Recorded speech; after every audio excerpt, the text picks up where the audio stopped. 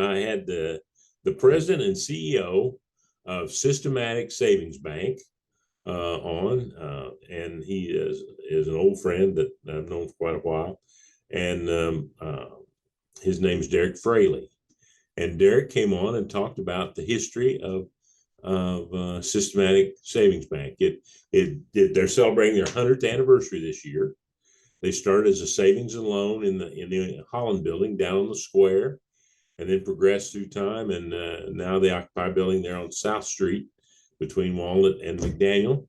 And they're doing some fun stuff for their 100th anniversary. They're doing a monthly trivia contest that we're helping them with about historic downtown, and doing some fun things. And he just talked about it's interesting because the people that actually started, several of them were involved in businesses, and you would expect them to be downtown businesses, but most of the people that were involved in business were actually people from Commercial Street, and had no idea how they started this savings and loan, and started and housed it on the square, so that it didn't interfere with maybe the bank that they were involved in up on Commercial Street or what.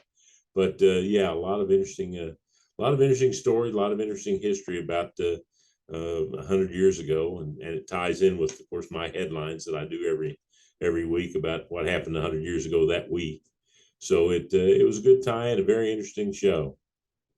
Yeah, gotcha. I mean, 100 years worth of I don't know, giving out loans and just other things like that. Well, yeah, and in that type of an entity, there's a lot more involvement, a lot more investment by the people who are the people who put their money into that business, because it cycles through and goes right back out to make loans.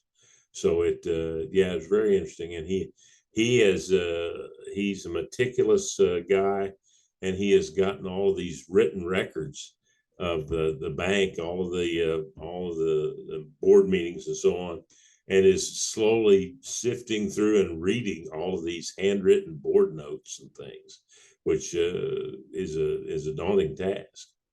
Now, was this something in his like family, or something that he just? No, he had come to him from another bank, and was just very interested in the history of the bank, and got and found the old records and got to pouring through them, and really got invigorated and involved in it. Gotcha. You mentioned your 100-year headlines that you do. Can you kind of give us some that you found? Yeah, well, and you never know. You just never know. Sometimes you really have to dig hard to find them. The big headline for 100 years ago, this last Tuesday, was that the people from the government who were assigned to enforce the Volstead Act, which was prohibition, had found a still out east of the city, about 8 miles east of the city, that was so large that they couldn't dismantle it. So they had to take dynamite and blow it up. That was the big headline for the day 100 years ago. Government agents blow up the still 8 miles east of town. Would have liked to see that. Oh, yeah, no kidding.